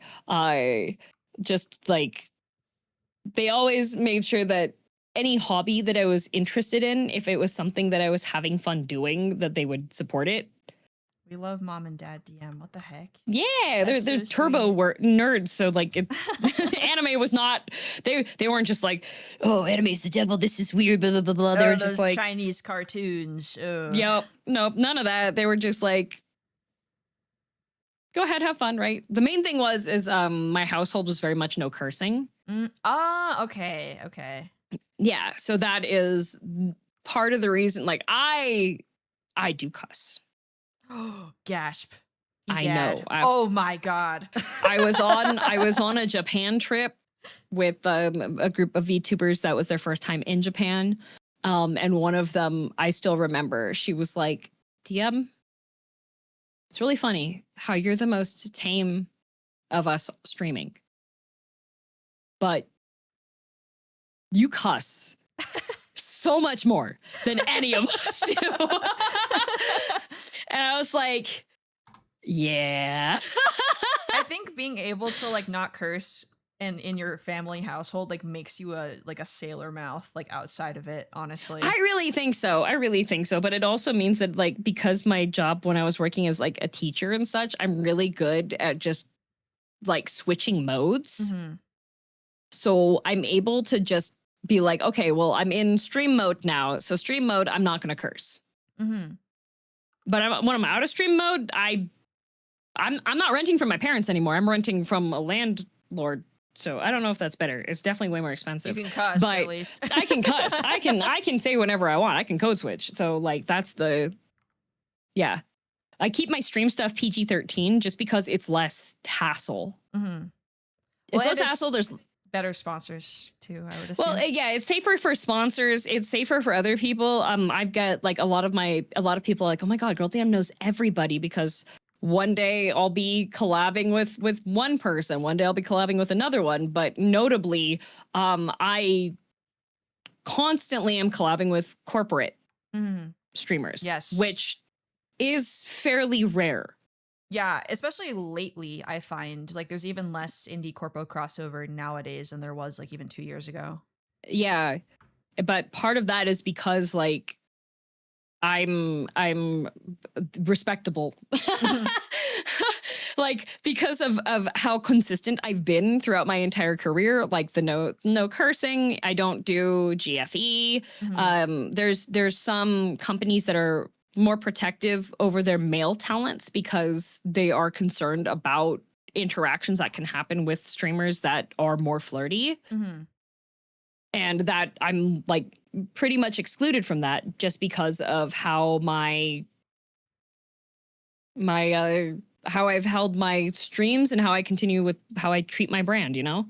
They like the green cat. This is good. Green cat Yep, stomps. they like the green cat. The green cat plays nicely. The green cat does not make things weird. Mhm. And the green cat is polite and will follow the rules. Mhm. I think that this is a pet peeve I have with, because like I play into like, you know, sex jokes sometimes. I flirt with my friends Yeah. on stream. Yeah. But I do not like the aspect of VTubing where people think that it's okay to flirt with everybody. I think it's kind of strange. Yeah. And I can understand why the corpos would not want that firing off in their streams. Yeah, because the other thing It's is also a that like comfort there's thing too. Like it's just kind there's of awkward. the other thing is like how do you react on stuff like that, Mhm. right? It Like, puts you the in a weird most- situation if you don't want to like play into it, I think. Like, what are you supposed to do? No, you're ugly. I don't like you. Like that. What are you supposed to do on that? Just like, ha ha ha ha ha ha. It's like okay. a bad feeling, because I think a lot of the times like a big skill that you can have as a streamer is learning how to like diffuse an awkward situation. But another skill is not putting yourself in awkward situations where it could be like, you know, one of those sorts of moments, and it's just like you want to avoid those as much as possible. I feel like it just takes practice with stuff. Mhm. I have some of my friends that most notably that I've spoken about on stream before, my friend Kai. Kai and I have a written agreement with each other that if one of us takes a joke too far, or if it's not a fun joke to be having, Mhm. we can message the other one and immediately that behavior will stop. That's a good boundary to have, I think. Yep, when you're a because streamer. yeah, like we do a lot of ribbing back and forth. We do like a lot of like jokes that we're only able to do because we know that the other person is okay with it. Yeah. We've been given permission. And if it does go too far, or if I'm like, you know what, I've had kind of a rough week, can you be nicer? Like the other person's going to be like, my bad. Yeah, that's fine. Like everything's doing okay, right? Like, and we're good friends and check in with each other. And that's not something that is common in my experience across the VTuber sphere, especially if it's somebody that you don't really know. I also think like I've noticed as I've collabed with more people, like it's not very common for people to be like, hey, what are your boundaries on stream? Like, what are you okay with? What are you not okay with? Because not to be like, oh, I'm so good, but I do that with every Bewitching Banter guest because it's a big ask to have somebody on who doesn't know me that well for 2-3 hours. Like that's a lot to ask of somebody. And I wish streamers would like do that upfront more with people so there isn't like miscommunications down the line, you know? I feel like it can be a bit intimidating, but and I think the reason why some people don't do that so often is because it makes some people are very adverse to making a collab feel less friendly. Yeah, I've noticed that. And everybody has different like boundaries when it comes to like, especially VTubing and like allowing people in as like friends as well. Because there are a lot of people who like put a line of like VTubing friend or friend, and some people it's a little bit more blurry. And so it's hard to know like where everybody stands on that too. Yeah, and it's scary to them, like, because they're like, oh, if you ask those questions right at the start, are you alienating the person because you're like sussing out what they're okay with, right? But I never feel that way. I also anytime somebody's like, is this type of line of joke okay, et cetera, I'm like, oh, I'm glad that I can like clearly tell you what stuff is okay and what's not, and then everything's okay. Yeah, I think it's also like I feel like it's happened like people have asked me if I'm okay with something. I feel like I'm being respected by the other person because they care about how I feel, you know? Yeah. But the other part of the question was, is there anything you would like to I know I like mashed them together and I realized like, oh wait, maybe that doesn't really work that well as like a longer question. So I lost the plot. That's what happened. It's okay. I've just been letting you talk and I've had a very good time like hearing all of this. All of the answers have been so interesting. What's something I want to do? Yeah, because you've done a lot of stuff and you were talking about like the RPG Maker stuff and also like I think with your new model, plural, it like opens up a lot of avenues like for lore or like content? Because you've been doing song covers recently too. Like you just put one out for your birthday, which happy belated I birthday. did. Thank you. I think for me at least, like honestly, the one thing that I've been thinking about the most is making the games. Mm. That's a creative outlet thing that I haven't. It's something concrete that can be like it's I'm a fan of entertainment and media. And I feel like streaming is one specific avenue that is entertaining to watch. But it's not necessarily, it can be a creative outlet for people like Shindigs who do really, really impressive things. That stuff is so cool. Right. And Alpine Showtime and crafting these like visual experiences to happen. But that's not how I function so much on stuff. So I want to think of like, I've done music stuff. I want to continue doing music stuff. I like doing music stuff. It's very intimidating and difficult for me because I feel very new to doing music stuff. And I know there's going to be people being like, oh, damn, you've recorded like 5 song covers, though. Blah, blah. Irrelevant. Anyways. It's still scary. As I put them out too, it's still scary every time. Yeah, it's scary. I don't know how the programs work on stuff. I usually have to have someone hold my hand for the entire thing. Okay.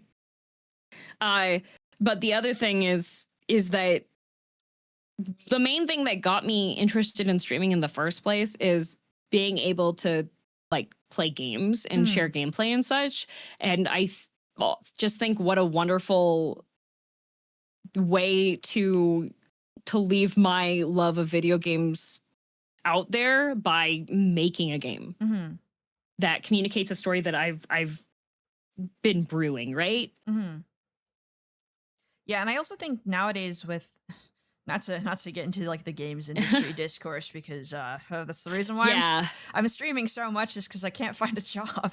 But streaming has become, I think, a kind of underrated, like streamers in general, content creators have been kind of an underrated player in the industry space and like selling games. Like obviously they do sponsors and stuff, but like with Ludwig putting out his publishing company, like that shows that like people will buy, and like Donkey as well, people will buy games published by content creators because they have that built-in audience. So I think in the next couple of years, it's going to be really common for streamers to like fund game projects or do their own projects or start a publishing company. And I think that's really awesome. And I think now is probably the time to make said game that you're talking about. Honestly, now is a great time to do that. Right. Like pretty much. Well, the other thing is that I like narrative focused games that don't take so long. Like I feel like there's been a lack of bite-size narrative storytelling games. Everything is third person, Sony 100 hours, realistic graphics. Driven, like I know a lot exclusive. Of them not a lot of them like exist still, but playing Deltarune and having the length of those, even that feels a bit longer than I would like. Yeah. I would say like Deltarune chapter 1 and chapter 2, I feel like were the lengths that I preferred, but then they started getting longer and I was just like, ooh, this is longer than a short story now. Yeah, I don't like streaming long form narrative games because I feel like people like fall off of them too easily. I think the perfect length is like a Me-side. Like that was a great game to stream because it was like 4 hours, 5 hours, and it was high quality and it was narrative driven, and I really, really enjoyed that game. Like more than I thought I was going to. Yeah, I played like a bunch of the RPG Maker horror games that were just really short, interesting ones. Like I like Midnight Scenes, which those ones are 15 minutes to 2 hours max. Yeah, those are so good for streaming too. Right? Like those are the types of games that I want to have. Like I like the Chill as Art ones. There's a lot of them that are horror games or spooky. And I don't necessarily want it to be a horror one or a spooky one. Just like maybe some creepy vibes here and there, but more along the lines of telling a story, you know? Yeah. Well, I think it's also easier to like come away from a shorter narrative experience with like a real formed thought on it, you know? Yeah. My favorite piece of media of all time is an 100-hour visual novel, and it is so story dense, and it took me like 2 weeks to like form my thoughts on it, and that was amazing. But you can't do that for every game, you know? It's Yeah. like so much time and thought. We need Yep. the DM villainous game or something. I don't know if I would do the villainess as one because I need to concrete out her lore more, but I do have essentially 2 characters that I would love to continuously torment by putting them through various things. The torture which nexus, no. The torture nexus for these 2 characters, right? Just because I like that idea. So, and I have the ideas swimming about, and it would be nice to be able to get them do you out write for other people. outside of like lately? Do you write outside of like your lore stuff too, or is it just like a girl DM project? Oh, it's just a girl DM project. I have like some stuff noted down. Like 90% of it is in my head.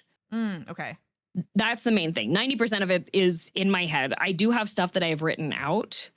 But for pretty much the way that my story process works is once I get the finale figured out,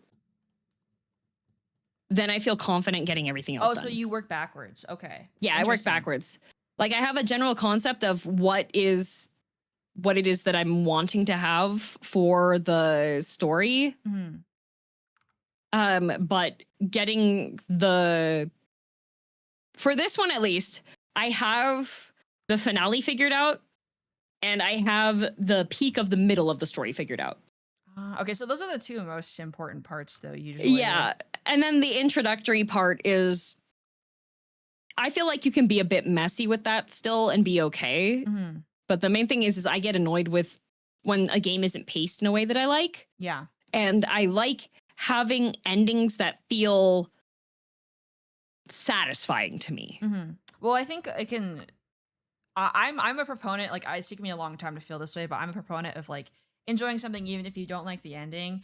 But like objectively, your feelings on an ending will color your entire opinion on a piece of media.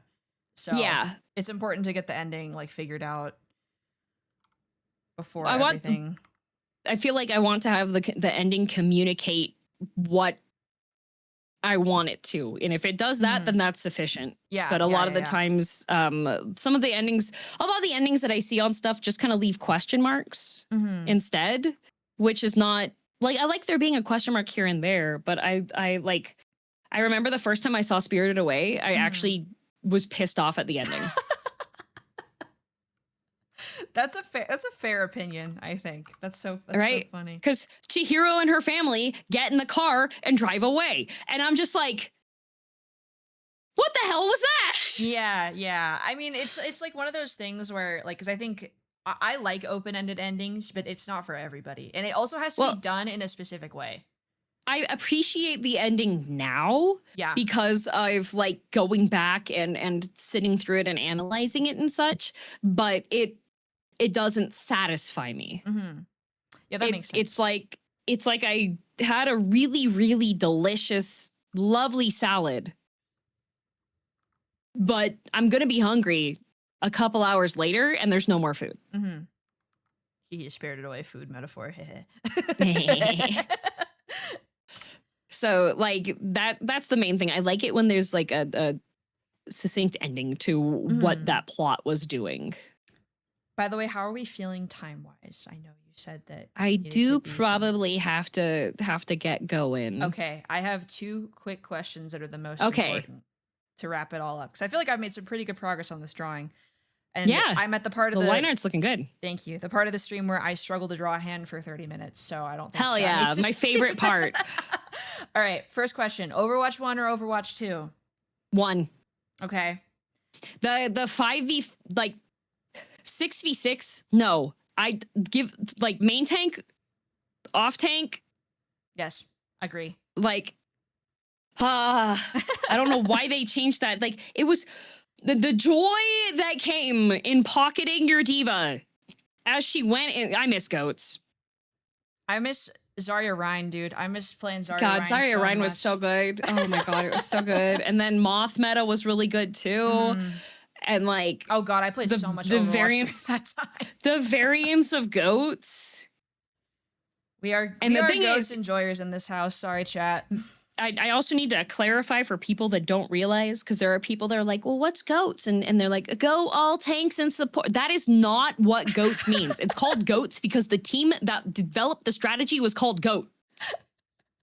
So everyone was going goats because that was, there was a tournament that happened and they were the only ones that were pulling that BS. And then they rolled everybody because there was no way to handle it. Also, you saying going goats made me remember playing ranked at that time, and everybody would just be like, just go goats, just go goats. Just go goats, guys. Just go why goats. why are you playing this card? Go goats. We don't need DPS. Go goats. All right, final question. Okay. How do you feel about NBA player Lugan Dort, formerly of the Oklahoma City Thunder? Lou Dort! No worries, God, no. I'm so thankful to Cable for being in call with me when that happened, because I was like, oh, I forgot Cable does have like a bit of normie DNA in him. And he knew about NBA and was able to just absolutely roll that role player. As far as Lou Dort himself as a player goes, I just still remember he's not even the best player on his team. And that just kind of stuck with me. I really hope that Lou Dort like gets to retire from sports with not a lot of brain injury, but yeah, that's as far as I think on it. I think everybody who does like fantasy sports, if you're a Girl DM fan, you should put him on your team. And I also feel very lucky that I was there for that stream, because that was one of the funniest interactions I've ever had on Twitch ever. That was so funny. So funny. I was dying. That was God. All right, DM. Thank you so much for coming on. I had such a great time talking to you and listening. Thank you for having me. Do you have anything coming up that you would like people to know about, or I do have an upcoming thing that I think I get to post about. Ooh, very exciting. Yeah, it was something that I teased on my birthday stream, but more announcements on that happening soon. Amazing. So keep an eye out on my socials and Discord in the next couple of days or so. Eyeballs emoji. If you guys enjoyed this stream, be sure to follow Girl DM, and also consider dropping a follow here. If you liked the community vibes, be sure to join the Discord. Do you have anybody you would like to suggest for a raid? So I usually let the guests choose. Let's see here. You know what? Speaking of Toho. Oh, yes. You should raid into my friend... this guy. What a name. Oh my God.